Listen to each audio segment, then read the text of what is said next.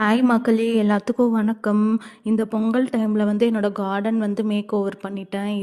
இது எல்லாமே எல்லா செடியிலுமே துளசி தான் இருந்துச்சு. எல்லாத்தையுமே பிச்சுட்டு 4-5 பூவெல்லாம் வாங்கிட்டு வந்து இந்த மாதிரி வச்சுட்டேன் மக்களே. ஃபுல்லுமே ரோஸ் செடி தான் வச்சுருக்கேன். ஒன்றே ஒன்று மட்டும் அவரைக்காய் வந்துருந்துச்சு. அப்புறம் அவ்வளோதான். எல்லாமே நீட்டாக க்ளீன் பண்ணி எல்லாமே எடுத்து வச்சாச்சு மக்களே. இங்கே பாருங்களேன், இன்றைக்கி வந்து கொஞ்சம் பனிமூட்டமாக இதாகவே இருந்துச்சு. பொங்கலுக்கு 2 நாளுமே அப்படி தான் இருந்துச்சு மக்களே. அதுக்கப்புறமா வந்து மீன் எடுத்தோம். சீ ஃபுட் ஃபீஸ்ட்டு தான் பண்ணியிருந்தேன். எல்லாமே சாப்பாடு வச்சுருந்தேன்.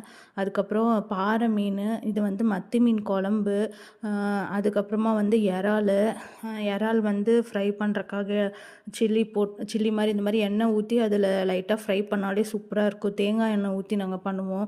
செம்ம டேஸ்ட்டாக இருக்கும் மக்களே. அப்புறம் இது பண்ணியிருந்தேன். அப்புறம் ரசம் வச்சுருந்தேன். அதுக்கப்புறமா வந்து தயிர் இருந்துச்சு. இவ்வளோவுமே பண்ணுறதுக்கே ரொம்ப டைம் ஆயிடுச்சு. அதுக்கப்புறம் காலையில் பண்ண கொலாப்புட்டு இருந்துச்சு.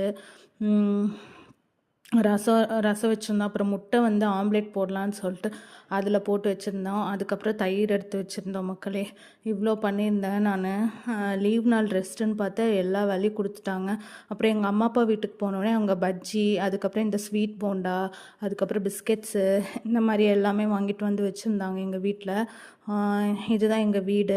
அதுக்கப்புறமா பார்த்திங்கன்னா, காரமடை அரங்கநாதர் கோவில், காரமடையில் பாலமலை கோவிலுக்கு தான் மக்களே போயிருந்தோம். இங்கே பாருங்களேன், செம்ம மலையாக இருக்குது சுற்றி. ரோடு இப்போல்லாம் நீட்டாக போட்டாங்க. நல்லா இருந்துச்சு கோவில். ஆனால் மேலே ஏறுறதா கொஞ்சம் பயமாக இருந்துச்சு. அங்கே தான் போயிருந்தோம் மக்களே. பாருங்களேன், ரோடு நீட்டாக போட்டிருக்காங்க. Thank you all.